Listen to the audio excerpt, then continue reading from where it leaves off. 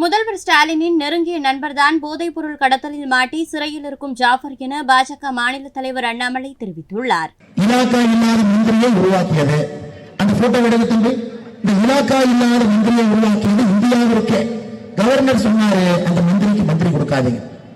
ஸ்டாலின் ஐயா 8 மாசம் தண்ட சம்பளமா 1,10,10,000 கொடுத்தார் தண்ட சம்பளம். அப்புறம் 6 மாசம் கழிச்சு அவரே பார்த்தீங்கன்னா ஐயோ இவர் மந்திரியை வச்சிருந்தா பெயில் கிடைக்காதா இருக்கிற மந்திரியை தூக்கிட்டார். முதல்லயே சொல்லணும், மக்கள் வெளிப்படுத்த இலாக்கா இல்லாத ஒரு மந்திரிக்கு தண்ட சம்பளமாக 1,10,10,000. இன்னைக்கு மோடி ஐயாவுடைய ஃப்ரெண்ட்ஸ் யாருங்க? மோடி ஐயாவுடைய நண்பர்கள் யாருன்னா ஏழை மக்கள், விவசாய மக்கள். மோடி ஐயாவுடைய நண்பர்கள் ஏழை மக்கள், விவசாய மக்கள், இளைஞர்கள், இவங்கெல்லாம் மோடி ஐயாவுடைய நண்பர்கள். ஸ்டாலின் ஐயாவுடைய நண்பர் யாருன்னா ஜாஃபர் சாதிக், இவங்களும் நண்பர்கள். அவங்கதான் ஃப்ரெண்ட்ஸ், அவங்களோட போட்டோலாம் எடுத்தாங்க. நண்பர்களே, நீங்கள் சரியாக இருக்க வேண்டும். நம்முடைய நண்பன் யார், எதிரி யார் என்பதிலே தெளிவா இருக்கும். அதனால்தான் இவ்வளவு பெரிய கூட்டணி தமிழகத்திலே தேசிய ஜனநாயக கூட்டணி உருவாகி இருக்கிறது.